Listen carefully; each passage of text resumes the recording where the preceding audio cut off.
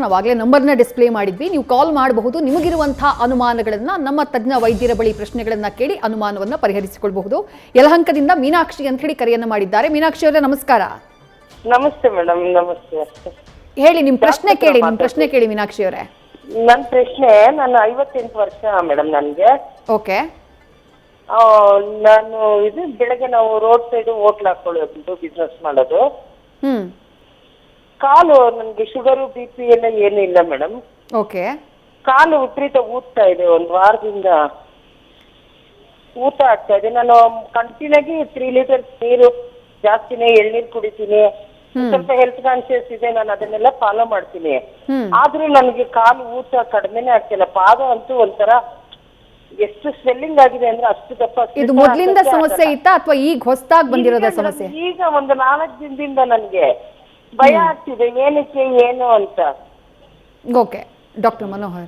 ಕಾಲು ಊತಕ್ಕೆ ಹಲವಾರು ಕಾರಣಗಳು ಇರುತ್ತೆ. ಇದು ಈ ಕಾರ್ಯಕ್ರಮಕ್ಕೆ ಲಿಂಕ್ ಇರ್ಲಿಕ್ಕಿಲ್ಲ. ಹೀಟ್ ಇಂದ ಇರ್ಲಿಕ್ಕೆ ಚಾನ್ಸಸ್ ತುಂಬಾ ಕಮ್ಮಿ.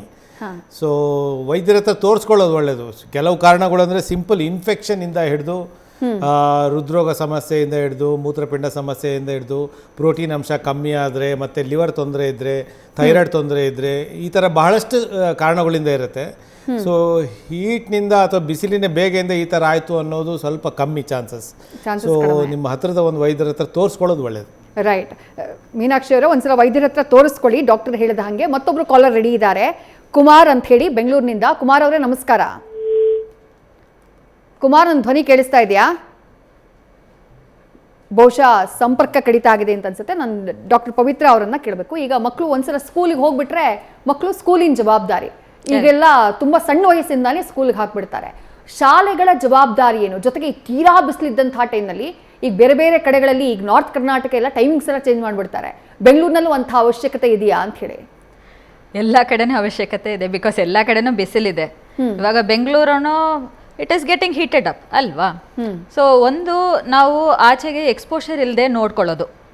ಅಂದ್ರೆ ಬೆಳಗ್ಗೆ 11 ಗಂಟೆಯಿಂದ ಈವ್ನಿಂಗ್ 4 o'clock ತನಕ PT ಪೀರಿಯಡ್ ಔಟ್ಸೈಡ್ ಹೋಗಿ ಫಿಸಿಕಲ್ ಎಜುಕೇಶನ್ ಇರೋದನ್ನ ಕಡಿಮೆ ಮಾಡಬೇಕು. ಆ ಥರ ಇದ್ರೆ, ಸಪೋಸ್ ಫಿಸಿಕಲ್ ಎಜುಕೇಶನ್ ಇರಲೇಬೇಕು ಅಂದ್ರೆ they can have it in a auditorium or in a room. So that way environmental exposure ಇರಲ್ಲ ಅವರಿಗೆ. ಒಂದು. ಎರಡನೇದು, ಸ್ಕೂಲ್ ಯೂನಿಫಾರ್ಮ್ಸ್ ನಾವು ಇಂಡಿಯಾದಲ್ಲಿ ಇದ್ದೀವಿ. It is better to have cotton uniforms, thick synthetic uniforms. ಕೆಲವು ಮಕ್ಕಳು ಕೆಲವು ಸ್ಕೂಲಲ್ಲಿ ನೋಡಿದ್ರೆ ಬ್ಲೇಸರ್ ಹಾಕೊಳ್ತಾರೆ, ಜಾಕೆಟ್ ಹಾಕೊಳ್ತಾರೆ. So that is appropriate for winters. But summer ಸೀಸನ್ಗೆ ಮೋಸ್ಟ್ ಆಫ್ ದ ಟೈಮ್ ನಾವು ಇರೋದು ಬಿಸಿಲು ಕಂಟ್ರಿಯಲ್ಲಿ, ಸೊ ಅದು ಬೇಕೇ ಆಗಲ್ಲ. And most of the students ನೋಡಿದ್ರೆ ಹಾಫ್ ಹ್ಯಾಂಡ್ ಹಾಫ್ ಶಾರ್ಟ್ಸ್ ಅಷ್ಟೇ ಹಾಕ್ಕೊಳ್ತಾರೆ. ಬಿಸಿಲಲ್ಲಿ rest of the hand is getting exposed, rest of the legs are getting exposed. UV exposure ಬರುತ್ತೆ. So it is better to have full hand full pant. But again cotton ಅಲ್ಲಿ ಇರಬೇಕು ಅಥವಾ cotton linen ಅಲ್ಲಿ ಇರಬೇಕು. Synthetic ಅಲ್ಲಿ ಇದ್ರೆ then that purpose is defeated. And the other thing is, ಎಲ್ಲ ಕಡೆನೂ ಸಾಕ್ಸ್ ವಿತ್ ಶೂ ಇರ್ತದೆ. ಸಾಕ್ಸ್ ವಿತ್ ಶೂ ಇದ್ರೆ ನಮಗೆ ಕಾಲೊಳಗಡೆ ಅಷ್ಟು ಬೇವರು ಬರುತ್ತೆ, ನಮಗೆ ಫುಲ್ ಸ್ವೆಟ್ಟಿಂಗ್ ಆಗ್ತದೆ.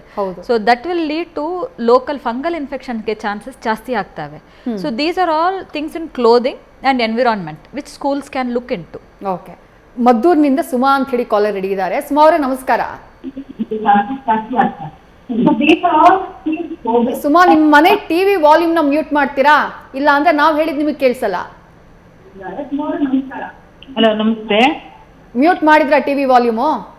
ಮಾಡಿದ್ವಿ. ಓಕೆ ಸುಮಾ ಅವರೇ, ಹೇಳಿ ನಿಮ್ಮ ಸಮಸ್ಯೆ ಏನು ಹೇಳಿ. ಮಕ್ಕಳದು ಸ್ವಲ್ಪ ಕೇಳಬೇಕಾಗಿತ್ತು. ಮಕ್ಕಳ ಬಗ್ಗೆ ಕೇಳಬೇಕು. ಓಕೆ ಹೇಳಿ, ಪ್ರಶ್ನೆ ಕೇಳಿ. ಅದೇ ಮಗಳಿಗೆ ಸ್ವಲ್ಪ ಸಣ್ಣ ಸೊಳ್ಳೆ ಕಚ್ಚಿದೆ, ಬರುತ್ತಲ್ಲ ಪಿಂಪಲ್ಸ್, ಆ ತರ ಒಂದೊಂದು ಬರ್ತಾ ಇದೆ, ಮತ್ತೆ ಕಡಿಮೆ ಆಗ್ತಿದೆ, ಬರ್ತಾ ಇದೆ, ಕಡಿಮೆ ಆಗ್ತಾ ಇದೆ.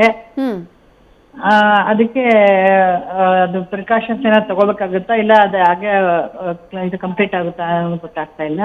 ಎಷ್ಟು ವರ್ಷ ವಯಸ್ಸು ಮಗಳಿಗೆ? 6 years ಇದೆ. 6 ವರ್ಷ. ಓಕೆ. ಇದು ಇವಾಗಂದು ಸಮಸ್ಯೆನ ಮುಂಚೆಯಿಂದಾನು ಬಂದು ಹೋಗ್ತಾ ಇದೆಯಾ? ಇಲ್ಲ, ಈ ಮುಂಚೆ ಎಲ್ಲ ಏನಿರ್ಲಿಲ್ಲ. ಈ ಇತ್ತೀಚೆಗೆ ಅದೇ ನಾವು ಸ್ಟೇಷನ್ಗೆ ಮ್ಯಾರೇಜ್ ಹೋಗಿದ್ವಿ. ಸೊ ಅಲ್ಲಿ ಆ ತರ ಆಯ್ತು. ಮತ್ತೆ ಒಂದ್ 3-4 days ಮತ್ತೆ ಕಡಿಮೆ ಆಯ್ತು, ಮತ್ತೆ ಬೇರೆ ಕಡೆ ಆಯ್ತು, ಮತ್ತೆ ಸ್ವಲ್ಪ ಕಡಿಮೆ ಆಯ್ತು. ಆ ತರ ಆಗ್ತಾ ಇತ್ತು. ಅದು ಇದಕ್ಕೆ ಆಗ್ತಾ ಇದೆಯಾ ಇಲ್ಲ ಬೇರೆ ಇನ್ನೇನಾದ್ರು ಆಗ್ತಾ ಇದೆ ಅಂತ ಗೊತ್ತಾಗ್ಲಿಲ್ಲ. ಸೊ ಅದೊಂದು ಫಸ್ಟ್ ನಿಮ್ಗೆ ಕಾಲ್ ಮಾಡಿದೆ. ಸಿಂಪಲ್ ಥಿಂಗ್ಸ್ ಮನೆಯಲ್ಲಿ ನೀವು ಮಾಡಬಹುದು. ಅಂದರೆ ಒಂದು ಹೈಡ್ರೇಷನ್ ನೋಡ್ಕೊಳ್ಳೋದು, ಇನ್ನೊಂದು ಸೋಪ್ ನೀರು ಎಲ್ಲ ಚೇಂಜ್ ಮಾಡ್ತಾ ಹೋಗಬಾರದು. ಯೂಶ್ವಲಿ ಏನು ಯೂಸ್ ಮಾಡ್ತಾರೋ ಅದನ್ನೇ ಕಂಟಿನ್ಯೂ ಮಾಡಿ. ಮೂರನೇದು ಮಾಯಿಶ್ಚರೈಸರ್ ಖಂಡಿತವಾಗಿ ಹಚ್ಚಬೇಕು. ಹಚ್ಚುವಾಗ ಲೋಷನ್ ಬೇಸ್ಡ್ ಮಾಯಿಶ್ಚರೈಸರ್ ಯೂಸ್ ಮಾಡಿ. ಕ್ರೀಮ್ ಬೇಸ್ಡ್ ಯೂಸ್ ಮಾಡಿದ್ರೆ ಆ ಸ್ವೆಟ್ ಗ್ಲ್ಯಾಂಡ್ಸ್ ಎಲ್ಲ ಫುಲ್ ಮುಚ್ಚಿಬಿಡ್ತಾವೆ, ಮತ್ತು ಇದೇ ಥರ ಪಿಂಪಲ್ಸ್ ಥರ ಬರುತ್ತೆ. ನಾಲ್ಕನೇದು ಸನ್ಸ್ಕ್ರೀನ್ ಹಚ್ಕೊಂಡೇ ಆಚೆ ಹೋಗಬೇಕು. ನಾವು ಮುಂಚೆನೇ ಡಿಸ್ಕಸ್ ಮಾಡಿದ ಥರ ಹೋಗೋಕ್ಕೆ 30 ನಿಮಿಷ ಮುಂಚೆ ಹಚ್ಕೊಳ್ಳಿ. ಆಚೆನೇ ಇರಬೇಕಂದ್ರೆ 2 ಗಂಟೆಗೆ ಒಂದು ಸತಿ ಹಚ್ತಾ ಇರಬೇಕು. ಇವೆಲ್ಲ ಮಾಡಿನೂ ಸರಿ ಹೋಗ್ತಾ ಇಲ್ಲ, ಬರ್ತಾ ಇದೆ ಹೋಗ್ತಾ ಇದೆ ಅಂದರೆ ಒಂದು ಸ್ಕಿನ್ ಡಾಕ್ಟರ್ ಹತ್ರ ತೋರಿಸ್ಕೊಳ್ಳೋದು ಒಳ್ಳೆಯದು. Okay, right. ಸುಮಾ ಅವ್ರಿಗೆ ಉತ್ತರ ಸಿಕ್ಕಿದೆ ಅಂತ ಭಾವಿಸ್ತೀನಿ. ಮತ್ತೊಬ್ರು ಕಾಲರ್ ಕುಮಾರ್ ಅಂತ ಹೇಳಿ ಬೆಂಗಳೂರಿನಿಂದ. ಕುಮಾರ್ ಅವರೇ ನಮಸ್ಕಾರ. ನಮಸ್ತೆ ಮೇಡಮ್. ಕೇಳಿ ಕುಮಾರ್, ನಿಮ್ಮ ಪ್ರಶ್ನೆ ಏನು? ಮೇಡಮ್, ಇದು ಪ್ರತಿ ಸಲ ಬಿಸಿಲು ಬೇಸಿಗೆಗಾಲ ಬಂದಾಗ ಮೈನಲ್ಲಿ ಎಚ್ಚಿಂಗ್ ಬರುತ್ತೆ ಮೇಡಮ್. ಅದು ಅದು ಅದು ಕಮ್ಮಿ ಮಾಡ್ಲಿಕ್ಕೆ ಡಾಕ್ಟರ್ ಹತ್ರ ಏನಾದ್ರು ಸಲಹೆ ಕೇಳ್ಬೋದಾ doctor madam? Okay, doctor Manohar ಮಾತನಾಡ್ತಾರೆ, ಕೇಳಿ. ದೇಹದ ಯಾವ ಭಾಗದಲ್ಲಿ ಬರ್ತಾ ಇದೆ? ನಮಸ್ತೆ ಡಾಕ್ಟರ್. ಹಾ ಡಾಕ್ಟರ್, ಅದು ಅದೇ ಬೆನ್ನ ಮೇಲೆ, ಕೈ ಮೇಲೆ ಅಲ್ಲೆಲ್ಲ ಎಚ್ಚಿಂಗ್ ಬರುತ್ತೆ ಡಾಕ್ಟರ್. ಅದು ಸಮ್ಮರ್ ಬಂದಾಗ್ಲೇನೆ ಬರುತ್ತೆ. ಅದು ಪ್ರತಿ ವರ್ಷನೂ ಬರುತ್ತೆ ಡಾಕ್ಟರ್. ಮೊದಲನೇದಾಗಿ ಏನಾದ್ರು ಪರಿಹಾರ ಇದೆಯಾ? ಓಕೆ, ಉತ್ತರ ಹೇಳ್ತಿದ್ದಾರೆ, ಕೇಳಿಸ್ಕೊಳ್ಳಿ ಕುಮಾರ್. ಇಲ್ಲಿ 2 ಥರ ಸ್ಕಿನ್ ಪ್ರಾಬ್ಲಮ್ ಇದ್ದಿರ್ಬೋದು. ಒಂದು ನಮ್ಮ ಮೇಡಮ್ ಈಗ ತಾನೇ ಹೇಳಿದ್ರು, ಪ್ರಿಕ್ಲಿ ಹೀಟ್ ಸ್ಕಿನ್ ಲೀಷನ್ಸ್ ಅಂತ. ಸೊ ಅವ್ರು ಹೇಳಿರೋ ಟ್ರೀಟ್ಮೆಂಟ್ ಇರ್ಬೋದು. ಇನ್ನೊಂದು ನೋಡಬೇಕಾಗತ್ತೆ, ಫಂಗಲ್ ಇನ್ಫೆಕ್ಷನ್ಸ್ ಕೂಡ ಇರ್ಬೋದು. ಕೆಲವು ಸಂಧಿ ಭಾಗಗಳಲ್ಲಿ ಬೆವರ್ತು ಜಾಸ್ತಿಯಾಗಿ ಫಂಗಲ್ ಇನ್ಫೆಕ್ಷನ್ಸ್ ಇರುತ್ತೆ. ಆವಾಗ ಬೆಟರ್ ಒಂದ್ಸರಿ ನೀವು ವೈದ್ಯರ ಕಾಣ್ಕೊಳ್ಳೋದು ಒಳ್ಳೆಯದು, ಅಥವಾ ಆ್ಯಂಟಿ ಫಂಗಲ್ ಕ್ರೀಮ್ ಯೂಸ್ ಮಾಡಿ ನೋಡ್ಬೋದು. ಓಕೆ, ಕುಮಾರ್ ಅವ್ರಿಗೆ ಉತ್ತರ 2 ಕಾಮನ್ ಸ್ಕಿನ್ ಲೀಷನ್ಸ್ ಬರೋದು. ಓಕೆ, ಈಗ ಕುಮಾರ್ ಅವ್ರಿಗೆ ಉತ್ತರ ಸಿಕ್ತು ಅಂತ ಭಾವಿಸ್ತೀನಿ. ಥ್ಯಾಂಕ್ ಯು ಕುಮಾರ್ ಅವರೇ, ನ್ಯೂಸ್ ಫಸ್ಟ್ ಜೊತೆ ಮಾತನಾಡಿದ್ದಕ್ಕೆ. ಈ ಕರಾವಳಿ ಕಡೆ ಎಲ್ಲ ತೀರಾ ಬಿಸಿಲಿದ್ದಾಗ ನಾವು ಬೆಗರ್ ಸಾಲೆ ಅಂತ ಹೇಳ್ತೀವಿ. ಅಂದರೆ ಫುಲ್ಲು ಡಾಟ್ ಅಂತ ಗುಳ್ಳೆ ಥರ ಕ್ರಿಯೇಟ್ ಆಗೋದು ಬರೀ ಬೇಸಿಗೆ ಟೈಮಲ್ಲಿ ಮಾತ್ರ ಬರುತ್ತೆ. ಅದೇ ಥರ ಬಂದಾಗ ಏನು ಪರಿಹಾರ ಅದಕ್ಕೆ? ಅಲ್ಲೇನೋ ಕೆಲವೆಲ್ಲ ಪೌಡ್ರ್ಗಳನ್ನೆಲ್ಲ ಹಾಕ್ತಾ ಇದ್ರು ನಾವು ಸಣ್ಣ ವಯಸ್ಸಲ್ಲಿದ್ದಾಗ, ಹೆಂಗೆ ಅಂತ ಹೇಳಿ. ಅದೇ ಮೇಡಮ್ ಹೇಳ್ದಂಗೆ ಅದು ಪ್ರಿಕ್ಲಿ ಹೀಟ್. ಅದು ಪ್ರಿಕ್ಲಿ ಹೀಟ್ ಅದು ಆ್ಯಕ್ಚುಲಿ ವೆಟ್ ಹೀಟ್. ಕರಾವಳಿ ಕಡೆ ತೇವಾಂಶ ಜಾಸ್ತಿ ಇರೋದ್ರಿಂದ ಅದು ಅಲ್ಲದೆ ನಾನು ಹೇಳ್ದಂಗೆ ಫಂಗಲ್ ಇನ್ಫೆಕ್ಷನ್ಸ್ ಕೂಡ ಹೆಚ್ಚಾಗಿ ಕಂಡು ಬರ್ತದೆ. ಸೊ ಯಾವ ಜಾಗದಲ್ಲಿ ಆಗ್ತಾ ಅದನ್ನು ಕೂಡ ಸನ್ ಎಕ್ಸ್ಪೋಸ್ ಜಾಗನ ಅಥವಾ ಸಂಧಿಗೂ ಭಾಗಗಳಲ್ಲಿ ಬರ್ತಾ ಇದೆ ಅಂತ ನೋಡ್ಕೊಂಡು ಅದನ್ನ ಡಿಫ್ರೆನ್ಶಿಯೇಟ್ ಮಾಡ್ತೇವೆ. ಮತ್ತೆ ಅದು ನೋಡ್ಲಿಕ್ಕೂ ಕೂಡ ಹೇಗೆ ಡಿಫ್ರೆಂಟ್ ಆಗಿರುತ್ತೆ ಅಂತ ನೋಡ್ಲಿಕ್ಕೆ ತುಂಬಾ ಡಿಫರೆಂಟ್ ಇರುತ್ತೆ. ಅಂದ್ರೆ ಇವಾಗ ಪ್ರಿಕ್ಲಿ ಹೀಟ್ ಬಂದ್ರೆ ಏನು ಸ್ಪ್ರೆಡ್ ಆಗೋದ ತರ ಕಾಣಲ್ಲ. ಇವಾಗ ಫಂಗಲ್ ಇನ್ಫೆಕ್ಷನ್ ಇದ್ರೆ ಎಲ್ಲಿ ಬರುತ್ತೆ?